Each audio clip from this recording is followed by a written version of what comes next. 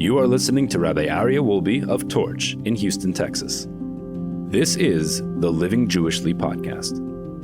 All right, welcome back. Welcome back, my dear friends. Good Sunday morning. I hope everyone has a Shavua Tov, an excellent, fabulous, fantastic week. This week, we're going to learn Siman Chaf Daled, the 24th chapter in the Kitzur Shulchan Aruch, and we're going to learn the laws of an invalid Torah scroll. So last week, we talked about all the laws regarding the reading from the Sefer Torah, from the Torah scroll. But now, what happens if a Torah scroll is invalid? So, number one, if an absolute error is found in a Torah scroll, it is invalidated, put aside, and another Torah scroll is used. So, what is an invalidation, an absolute invalidation? It's page 270. In the Art Scroll, Kitzur Shulchan Aruch, page 270, and you're welcome to follow along. We have a summary that I've written out so that you can enjoy. For those of you who are online, you can look at any of the previous episodes. Click on that fabulous link and download chapter 24. Okay. An absolute invalidation includes the following: an extra letter, so just a random extra letter that was added to the scroll. A missing letter, a switched letter. Now, there are two different types of switched letters. A switched letter that changes the reading, even if the meaning remains the same, or a switched letter that changes the reading. Okay, so it changes the reading or changes the meaning of the word. Either of those invalidate, they're considered an absolute invalidation. A missing essential letter of a word, like a missing yud in the word tira, right? Al tira Avraham. So the yud is an essential letter. So if it's missing that yud, it would be also invalid.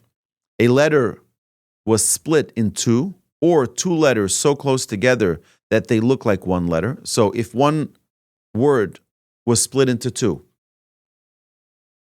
so it's, let's say, Vayomer, and it's the Vav Yud, and then a space, and then Aleph Mem Reish. So it's really one word, but it has a space between them.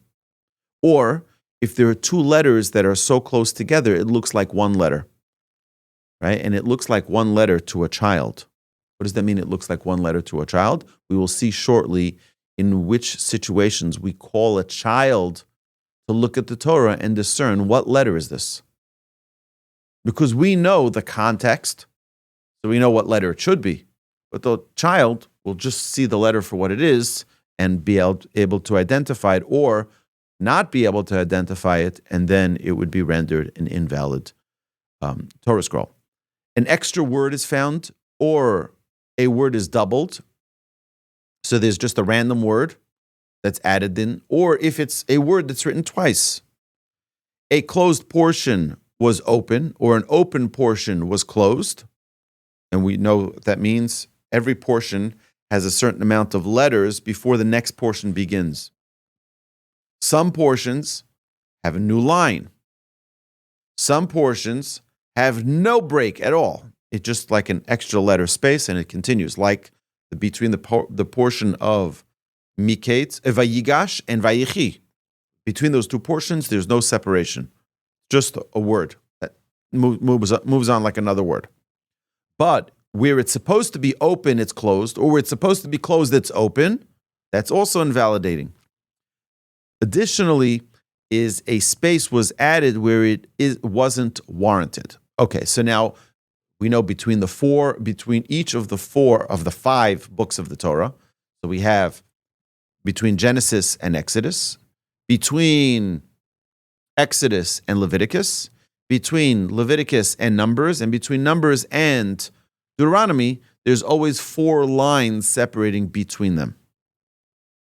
Okay. What's if there's four lines just between a random verse, one and the other? That would be invalidating.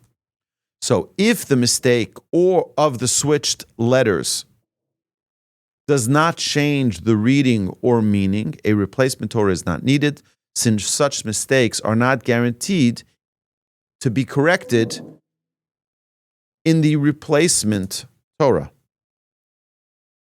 Okay, so I made a little error there in my typing it out. But if there's certain mistakes that don't change the meaning, don't change the reading. We don't know. There's no guarantee that in the replacement Torah it's going to be better. So therefore, now again, today you have to understand, today with 2025, we have unbelievable technology which is used for this specific matter. Almost every single Torah scroll that you will find goes through a computer scan. It goes through a scan with OCR, with optical character recognition, where it will identify every single letter. It'll tell you if it is indeed including every letter that needs to be there, or if there's any letter missing, if there's any letter duplicated. The computer will identify every mistake. It knows exactly what letters are supposed to be there, and those are the only letters that are there. Another thing is that there used to be, how is a Torah scroll written? How is a Torah scroll written? A Torah scroll is written by a scribe. Scribe needs to be a righteous, pious Jew. And they're only allowed to be doing one thing. They can't be listening to heavy metal. They can't be listening. They have to be focused on their writing. How do they write? They write from an existing kosher scroll. They can't be writing just by heart, by memory. They must be writing it from an existing. So they have another scroll there. They're reading letter for letter and writing it out. Now, sometimes that can result by mistake in writing a duplicate word. You didn't realize that you wrote Vayomer and you wrote Vayomer, Vayomer. You wrote it twice. That would invalidate the scroll.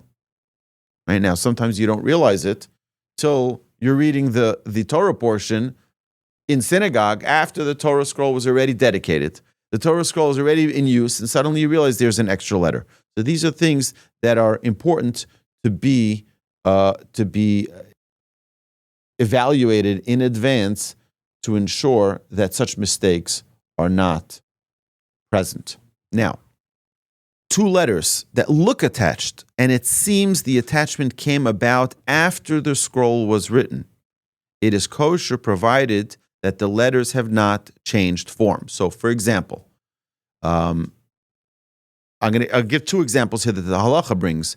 However, if it seems that it became connected at the time of writing, like a final nun, you know how a final nun goes, it's a long letter, it's a straight line down, that was touched by the previous letter tav, which has an extension out of its leg. You know how the tav looks? So that means the tav was written properly, and then the nun was written on top of it. Okay. So the tav protrudes leftward. This is invalid and may not be used until it is repaired during the weekdays. So we have to understand that on Shabbat, we are not allowed to correct a Torah scroll. We are not allowed to make any adjustments to the scroll on Shabbos. Can't erase. It's a biblical prohibition, one of the 39 fundamental prohibitions of Shabbat. You're not allowed to edit or correct or erase a letter, a word in a Torah. You can't write on Shabbat either. So what happens? If it's on Shabbat, you cannot make these corrections on Shabbat. It needs to be done during the weekday. Now, if the letter after the taf was a vav, so it's not a long line down, it's a shorter line down, which is straight but not long, it is assumed that the damage occurred after the Torah was written, and it is rendered kosher, and a replacement is not needed.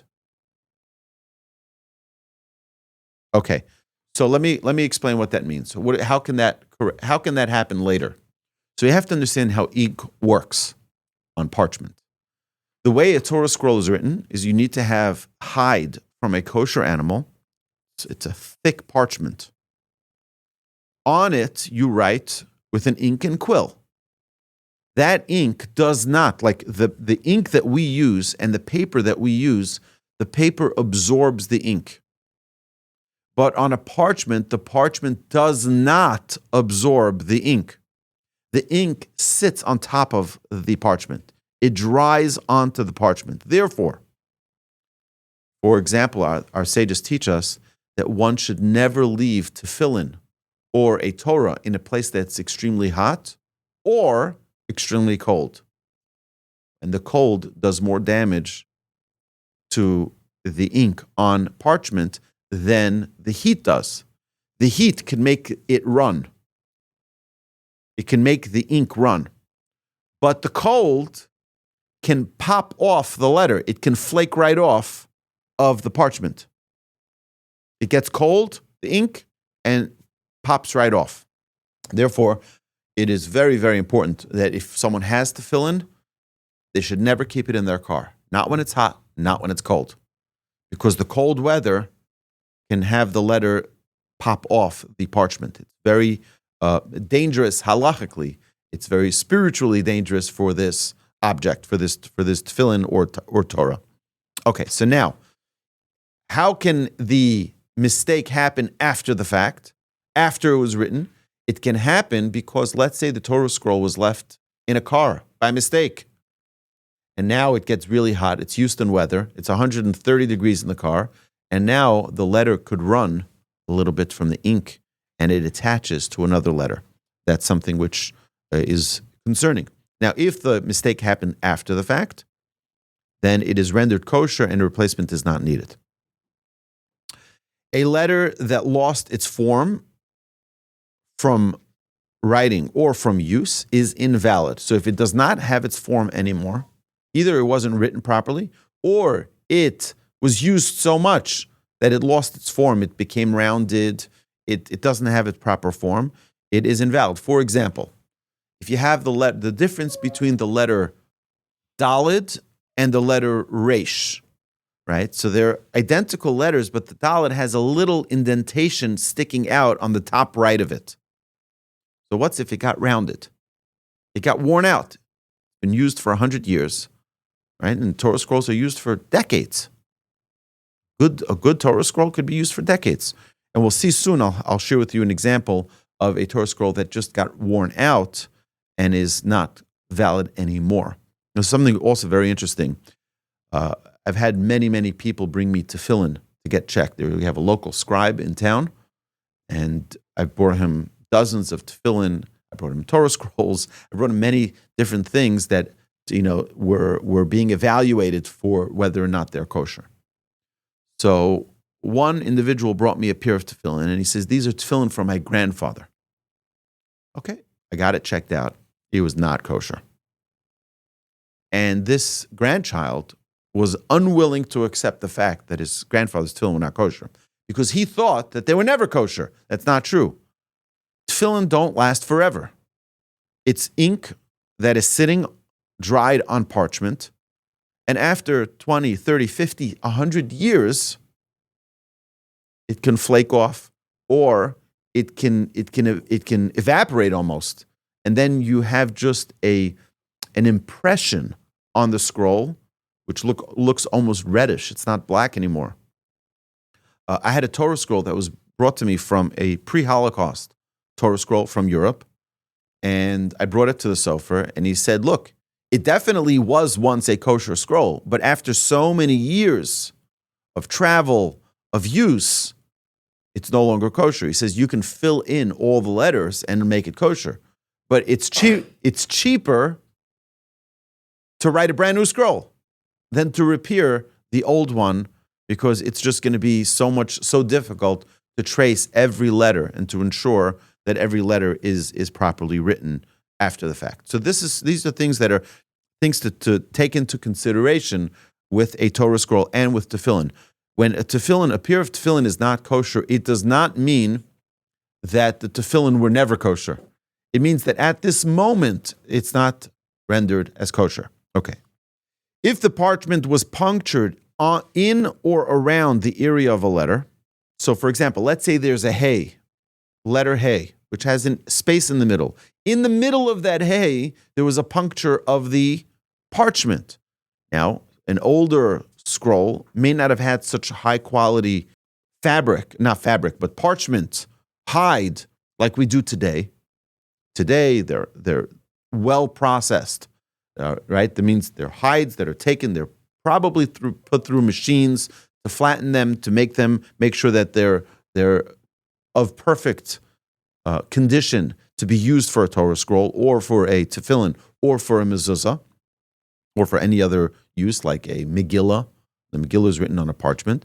So what's if it was a poor quality parchment or a parchment that was used for many, many years and eventually it gets a little hole in it. It gets a little puncture in it. Now, what's if it's in the middle of or in the area of a letter? If the complete letter stands fully, it isn't invalid. If the ink flakes off a letter and it is no longer black, it is not valid. Okay, I remember I told you that Torah scroll that I brought to the sofer, the letters were there. You could read the entire Torah, but it wasn't black anymore. It was more of like a reddish tint to it, like a maroonish look to it, because the actual ink had evaporated already. And it was just the remnants of what was the ink that was probably written 150 years ago. So it was once a Torah scroll that was valid, but today it is no longer valid. Number 8, if there is uncertainty about whether a letter retained its form or not, it should be shown to a simple child who knows the alphabet. Why simple child? Not a brilliant child. Don't bring the smartest kid who will be able to understand the context, right? Who cannot, specifically a simple child, who cannot deduce the context. And if he reads and identifies it properly, it is kosher. Otherwise, if the child cannot decipher it, it's unfit for use. Okay, so if you bring the child and you say, what letter is this? And he says, this is shin. And really, it's not a shin. It is an ayin or whatever. They make a mistake on the letter. So if the child can't properly deduce it, we assume that the mistake is invalidating that Torah scroll. Number 9, if multiple children were asked and there is disagreement, you follow the majority. So let's say they bring in 10 children into the synagogue and 6 of them say that it's one letter, the correct letter, and 4 of them say that it's a different letter, the incorrect letter. You follow the majority and vice versa. Number 10, the child is only asked if the adults themselves cannot clearly discern the letter. But if the adults realize the error, like the yud of an ayin that separates. So an ayin is written, it's like this, okay? And then you have a yud that is attached to it. So that's the ayin.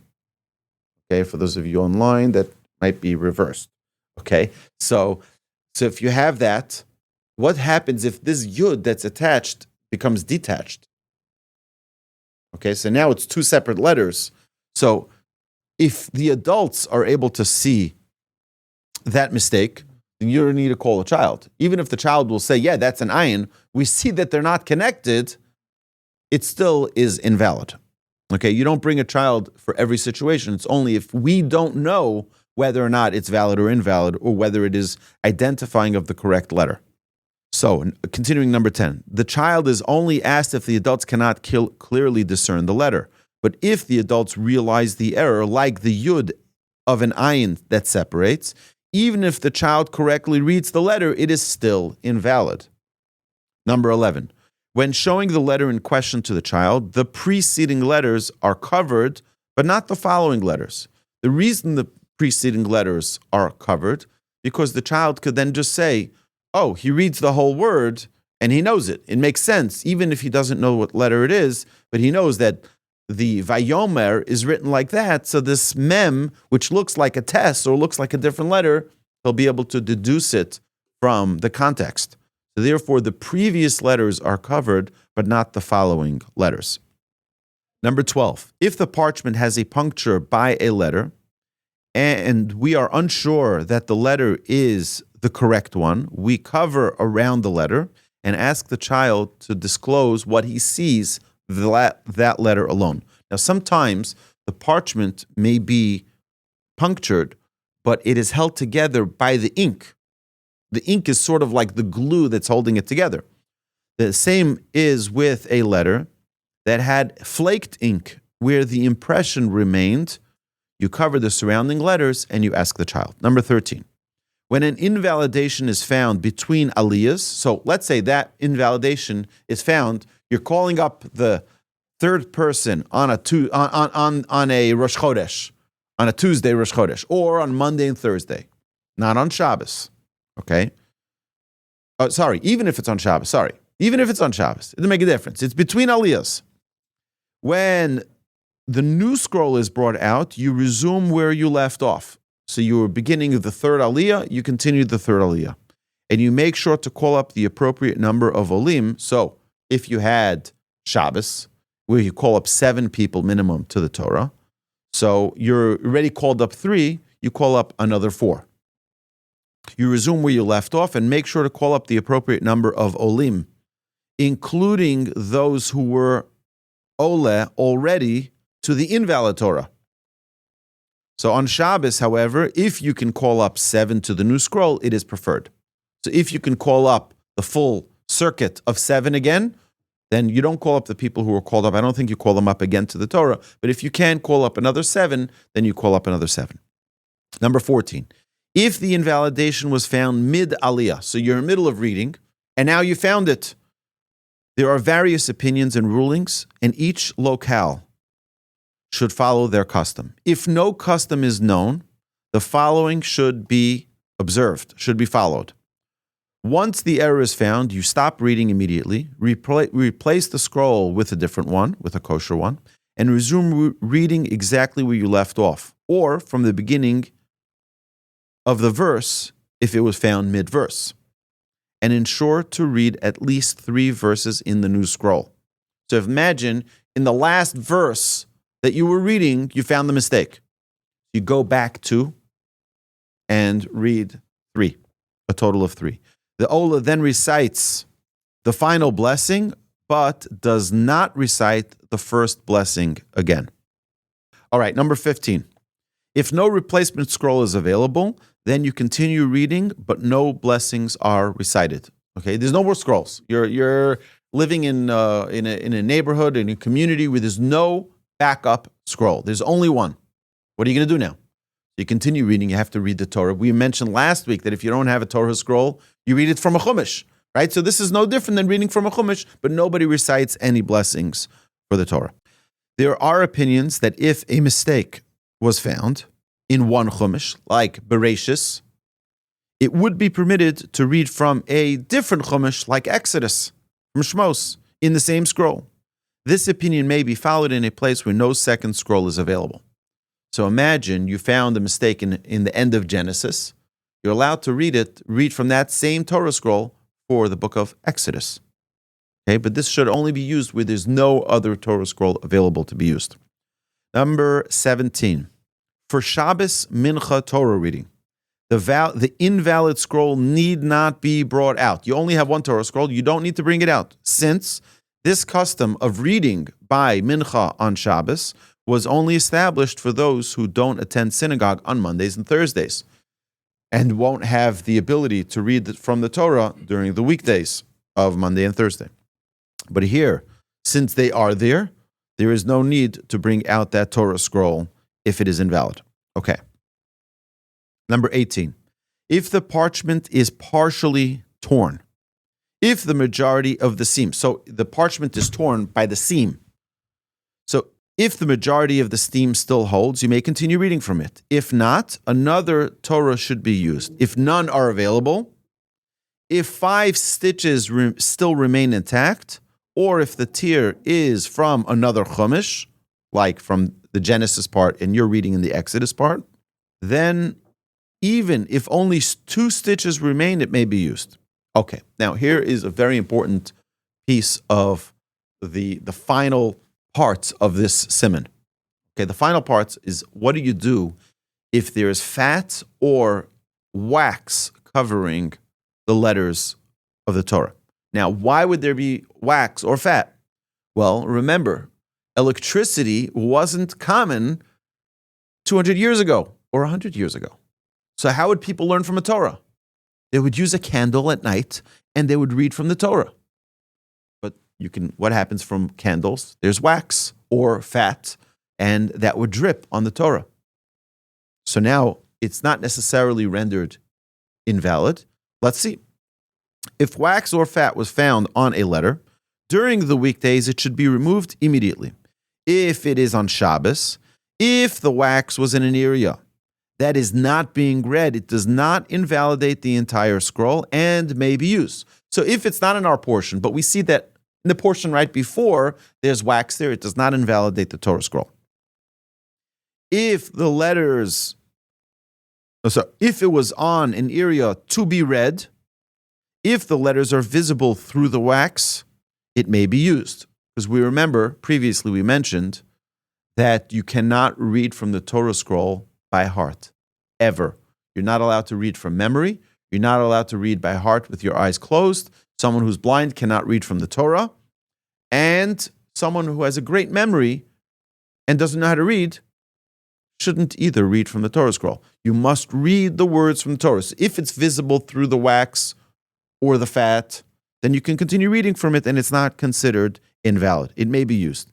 If the letters are not visible through the wax, one may try to remove the wax through an unusual manner on Shabbos. That means, for example, such as bending the parchment for the wax to pop off. So if you scroll a little bit, the wax could pop off. So you can try to do that. But you can't directly go and try to take it off on Shabbos because that is a prohibition. If the letter remains unreadable, since it is forbidden to read Torah by heart, the Torah scroll is rendered unusable and invalid. Number 20, when removing the wax on the weekdays, extra caution should be used not to damage the letters beneath, especially if it has the names of Hashem.